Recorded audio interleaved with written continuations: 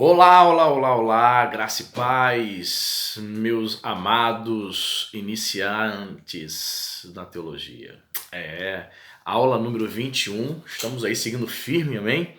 E já estamos aí na página 85 do nosso livro, aqui vamos falar hoje sobre anjos, né, do nosso querido Mayan Pilman, conhecendo as doutrinas da Bíblia, um livro, como já falei em outros vídeos, que está completando esse ano 2020, 50 anos em que ele foi lançado, um best-seller aqui no Brasil, né? Mais de 180 mil exemplares vendidos pela Editora Vida aqui no Brasil, fora o seu sucesso aí nos Estados Unidos, né?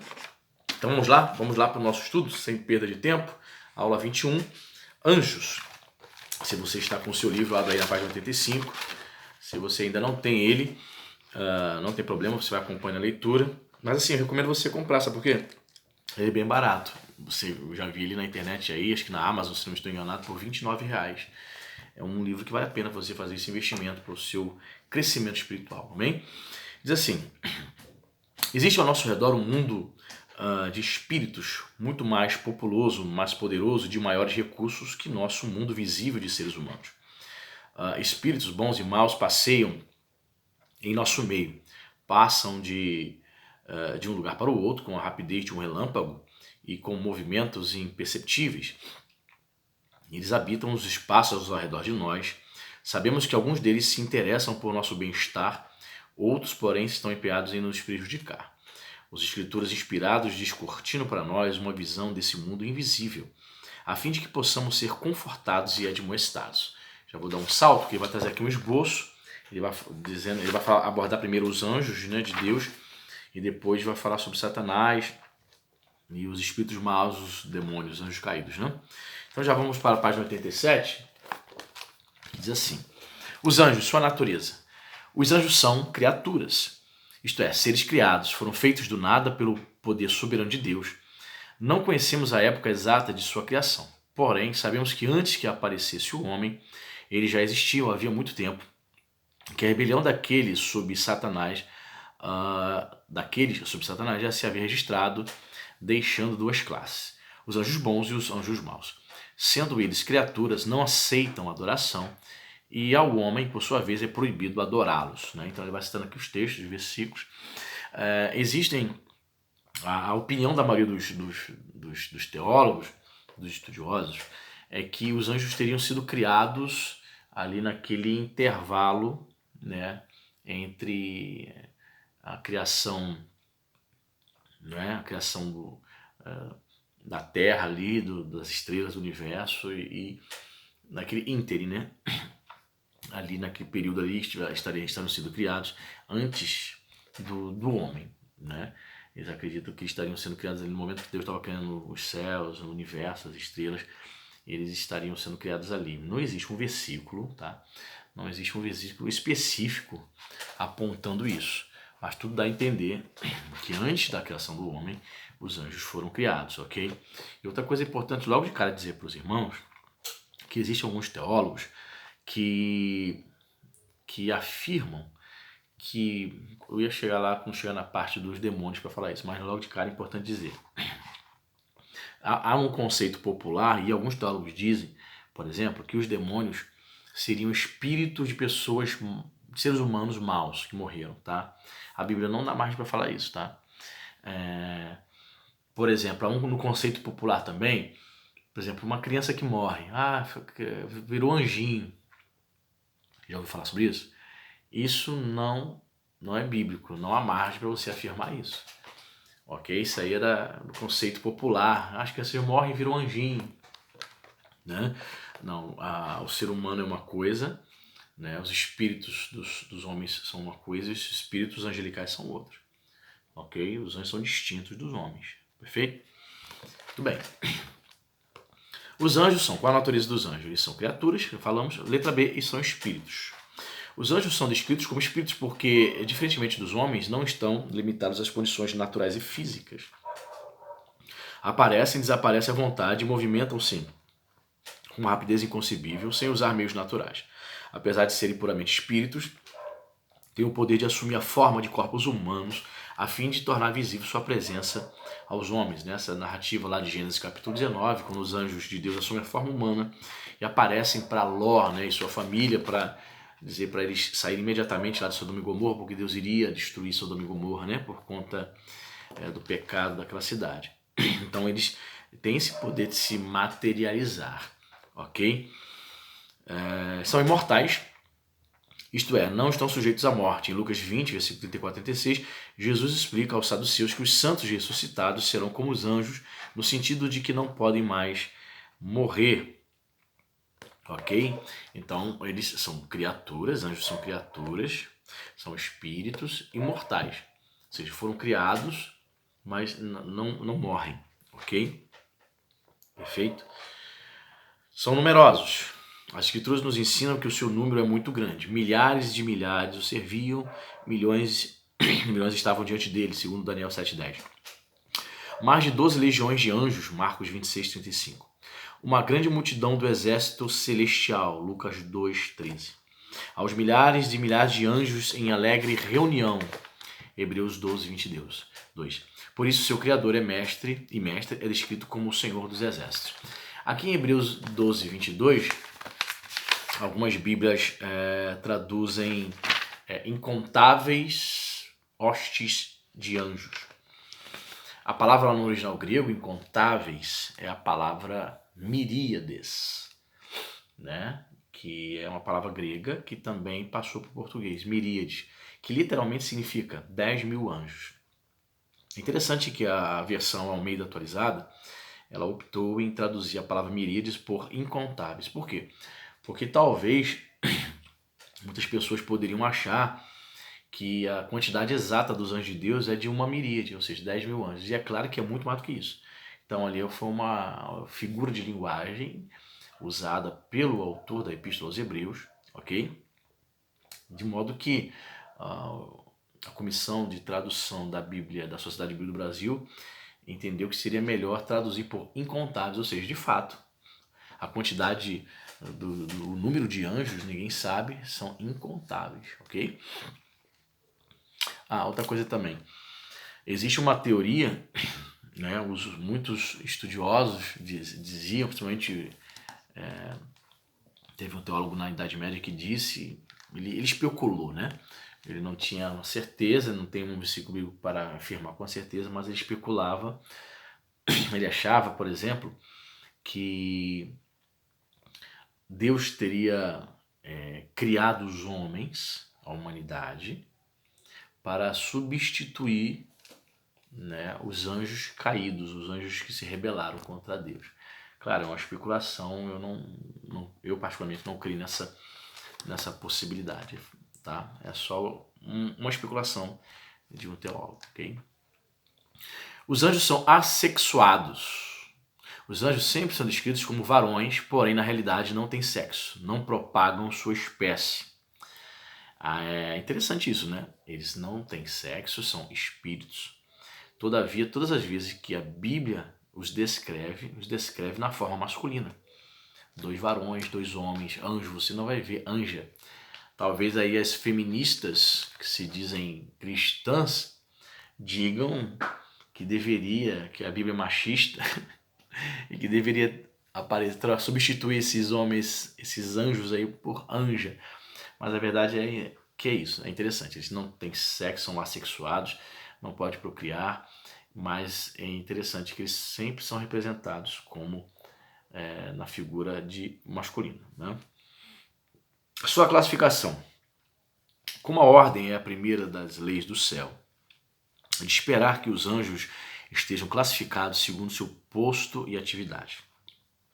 Tal classificação está implícita em 1 Pedro 3,22, em que lemos sobre anjos, autoridades e poderes. Anjo do Senhor. O anjo do Senhor é descrito de tal forma, normalmente anjo do Senhor aparece nas nossas Bíblias com A maiúsculo, né? Que se distingue de qualquer outro anjo. É-lhe atribuído o poder de perdoar ou reter pecados, e o nome de Deus está nele, segundo Êxodo 23, versículos 20 ao 23. Em Êxodo 32, 34, diz: Meu anjo irá à sua frente, em Êxodo 33, 14, há esta variação. Eu mesmo o acompanharei, literalmente, meu rosto o acompanhará. E lhe darei descanso. As duas expressões aparecem combinadas em Isaías 63, 9, que diz: em toda a aflição do seu povo, ele também se afligiu, e o anjo da sua presença os salvou. Duas coisas importantes são ditas acerca desse anjo. Primeiro, que o nome de Jeová, isto é, seu caráter revelado, está nele. Segundo, que ele é o rosto de Jeová, ou melhor, pode-se ver nele o rosto de Jeová. Por isso tem o poder de salvar, segundo Isaías 63, 9, e de recusar o perdão, segundo Êxodo 23, 21. Observe também como Jacó identificou o anjo com o próprio Deus, segundo Gênesis 32, 30, né? A luta de Jacó, né? Aquela famosa luta de Jacó com o anjo. Né? Não se pode evitar a conclusão de que esse anjo misterioso não é outro senão o Filho de Deus, o Messias, o libertador de Israel, o Salvador do mundo. Portanto, o anjo do Senhor é realmente um ser incriado. A maioria dos estudiosos entende, e eu também creio desta forma, queridos, que este anjo do Senhor seria o próprio Messias, o próprio Senhor Jesus pré-encarnado, antes da encarnação. Lembre-se, Jesus é eterno, ele é o Logos, o Verbo. João 1:1, né? No princípio era o Verbo estava com Deus e o Verbo era Deus. Então, para nós isso é um fato, não temos dúvida nenhuma. Somente quem duvida e prega contra isso aceita testemunhos de Jeová. Ok? Eles não creem na divindade, na deidade do Senhor Jesus, do Messias. Então, isso é uma heresia, isto é uma doutrina herética, não é ortodoxa. Ok? Arcanjo. Miguel é mencionado como o arcanjo, o anjo principal. Ele aparece como o anjo protetor da nação israelita. Daniel 12:1 vai dizer isso. Gabriel também é mencionado de uma maneira que o posiciona em uma classe muito elevada. Ele está na presença de Deus e a ele são confiadas as mensagens mais elevadas e importantes em relação ao reino de Deus. É importante também dizer que na literatura apócrifa, ou seja, que não pertence à nossa Bíblia, não canônica, não inspirada pelo Espírito Santo, outros anjos são descritos, né? Muita gente acredita na existência dele, que é o anjo Rafael e o anjo Uriel. Então são seres angelicais aí que permeiam a literatura apócrifa e muita gente acredita na existência deles, né? Como não, minha opinião, como não são literaturas inspiradas, como é que a gente vai provar isso, né? Eu creio no que a literatura inspirada, o nosso cânon com 66 livros, revela que existe um arcanjo, um só, Arcanjo Miguel, não tem mais. Porque a palavra arcanjo, o termo arqué, significa, né, vou transliterar aqui para você aqui, arqué, significa principal, primeiro, né?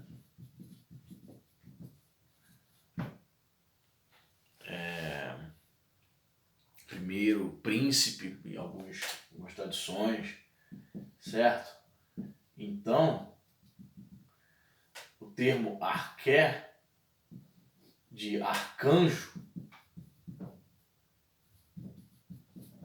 você só vê só em Miguel. Entendeu? Importante também, ele não falou ainda aqui, né?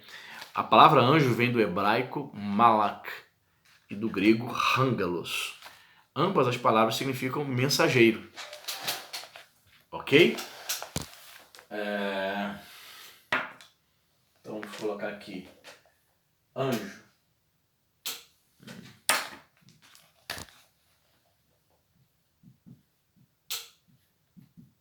Do hebraico,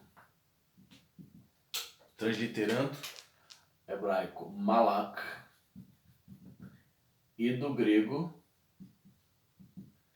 angelos.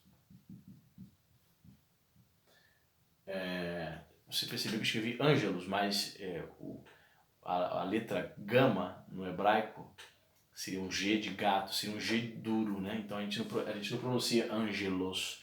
A gente até pronuncia em alguns nomes próprios aportuguesando, né? Por exemplo, seu Ângelo, né?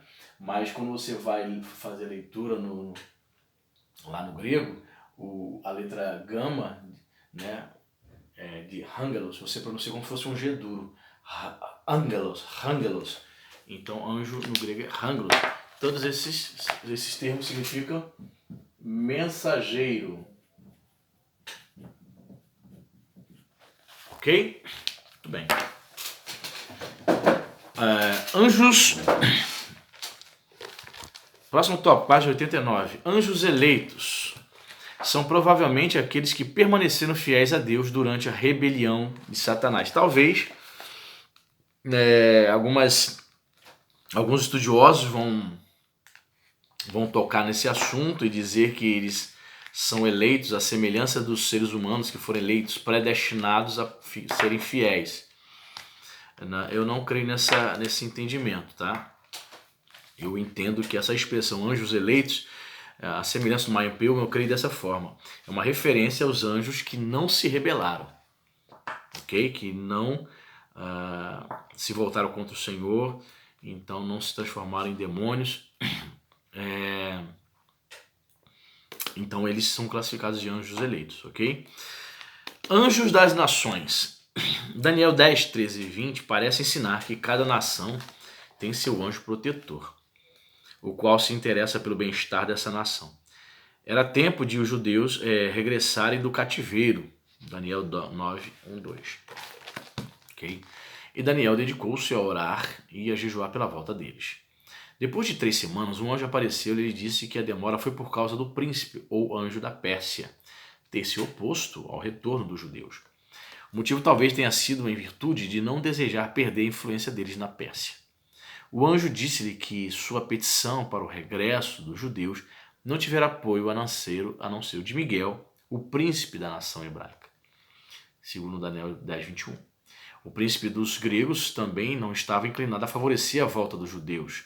As palavras do Novo Testamento, poderes e autoridades, podem referir-se a esses príncipes angélicos das nações.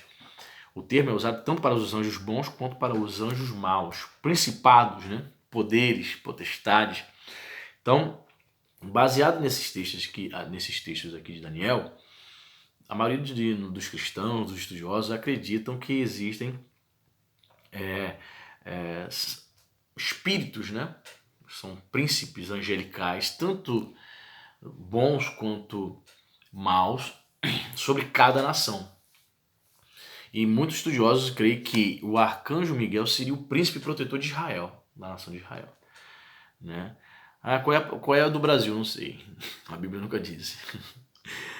Mas eu acredito que há um anjo de Deus quando o povo de Deus ora, clama, né?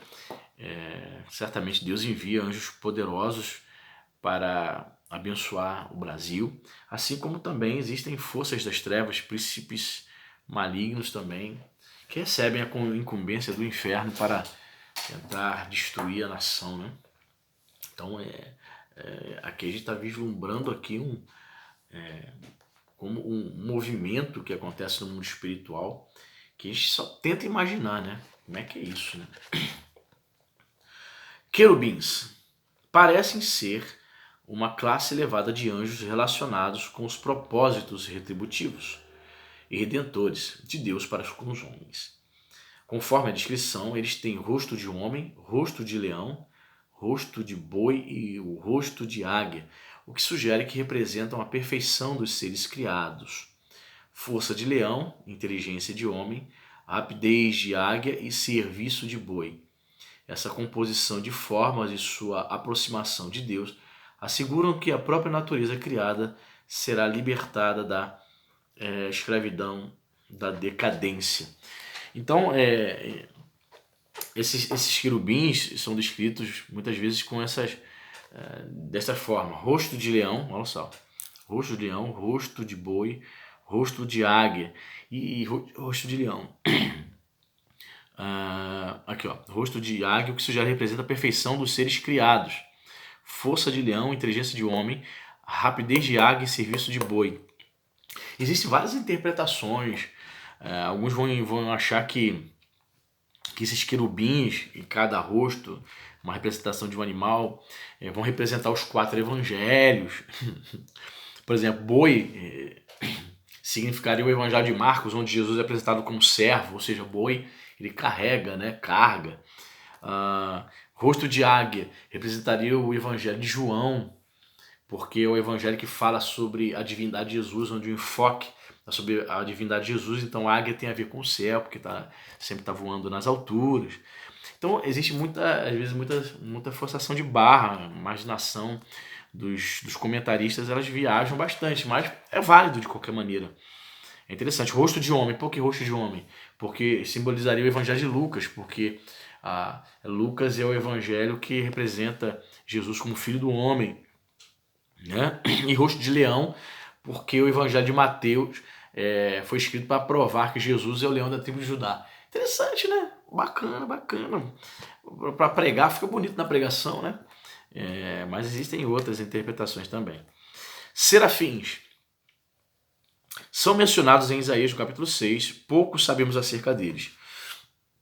Certo escritor crê que eles constituem a ordem mais elevada de anjos e que a característica que os distingue é um ardente amor a Deus. A palavra serafins, né, significa literalmente ardentes, né? O termo hebraico vem da palavra seraf, que significa isso, né? Ardentes. Então, alguns estudiosos acreditam que a visão, se nós pudéssemos ter a visão dos serafins, seriam de seres flamejantes. Que coisa, né? Coisa de cinema mesmo, coisa bonita, coisa bacana, né? Eu fico assim imaginando, tô falando isso aqui, mas fico imaginando.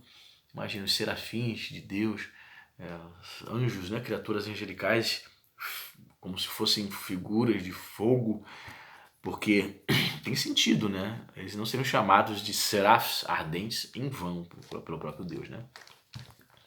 Seu caráter. Obedientes, cumpre seus encargos sem questionar ou vacilar, por isso devemos orar. Seja feita a sua vontade, assim na terra como no céu. Então a vontade de Deus se cumpre no céu de forma cabal, por intermédio também dos anjos. Né? São reverentes, sua atividade mais elevada é a adoração a Deus. São sábios, como um anjo capaz de ser entre o bem e o mal, segundo Samuel 14:17. Uma expressão proverbial em Israel. A inteligência dos anjos excede a dos homens desta vida, porém é necessariamente finita. Os anjos não podem discernir diretamente nossos pensamentos, e seu conhecimento acerca dos mistérios da graça são limitados. Okay? Como disse certo escritor, imagina-se que um anjo tem a capacidade intelectual tão maior e uma compreensão tão mais vasta que a nossa, que uma só imagem mental de um anjo contenha mais detalhes que uma vida toda de estudos poderia proporcionar aqui. Obviamente, sem uma especulação, né? Mansos. São mansos. Não abrigam ressentimentos pessoais, nem injuriam seus opositores. Aí cita aqui Judas, versículo 9. São poderosos. São anjos poderosos, segundo Salmo 103:20. São santos, como foram separados por Deus, e para Deus são santos anjos, Apocalipse 14:10. Sua obra. São agentes de Deus. São mencionados como os executores dos pronunciamentos de Deus. Dá uma série de versículos aqui. São mensageiros de Deus. Anjo significa literalmente mensageiro. Por meio dos anjos, Deus envia anunciações, advertências, instrução, encorajamento, revelação. Vou mostrar para você aqui a série de versículos que ele dá. Você pode depois pausar, depois copiar aí, para você estudar com calma a série de versículos, beleza? Tá vendo? Você copia e depois dá uma lida, uma estudada.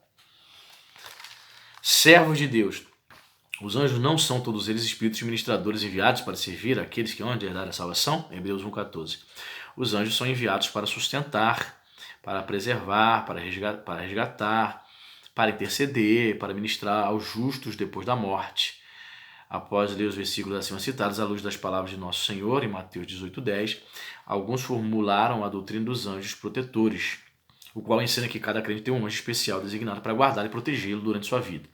Eles afirmam que as palavras em Atos 12:15 implicam que os cristãos primitivos entenderam dessa maneira as palavras do Senhor. Não podemos ser dogmáticos sobre o assunto, entretanto, é certo que as promessas de ajuda por parte dos anjos são suficientemente numerosas e claras para fornecer uma fonte de ânimo a todos os cristãos. Então, aqui, ó, vou até sublinhar aqui para você ver. Os anjos não são todos espíritos ministradores enviados para servir aqueles que hão de herdar a salvação. Espíritos ministradores, esse termo aqui no grego é diaconia. Você pode ir depois aí, olhar os versículos também. Veja bem, em Hebreus 1,14, o autor vai dizer que os anjos são espíritos ministradores. O termo lá é diaconia, ou seja, a palavra diáconos do grego, traduzida para o português, diácono, né, significa aquele que serve à mesa, ou seja, aquele que é serviçal. E que interessante o Espírito Santo usar essa palavra, dizendo que os anjos de Deus praticam a diaconia em relação aos salvos, em relação aos crentes, em relação àqueles que vão herdar a vida eterna, a salvação. Que interessante, né? E a gente pode imaginar de várias formas, eles ministrando, eles realizando a diaconia em favor, servindo os crentes, para que tudo se encaminhe, para que no final se concretize de fato, de verdade, a nossa salvação em Cristo Jesus. Amém? Então a gente fica por aqui. Mais uma aula, essa aula 21. Compartilhe o nosso vídeo, compartilhe as nossas aulas aí, páginas de Facebook, no grupo do WhatsApp, manda para aquele amigo que você conhece, que está começando na fé, ele não tem tempo de fazer um curso de teologia, de estudar, mas ele vai assistindo essas aulas aí. Estamos na aula 21, os vídeos aí têm em torno de 20 a 25 minutos, no máximo 30, que você possa ser abençoado em nome de Jesus. Até a próxima, amém?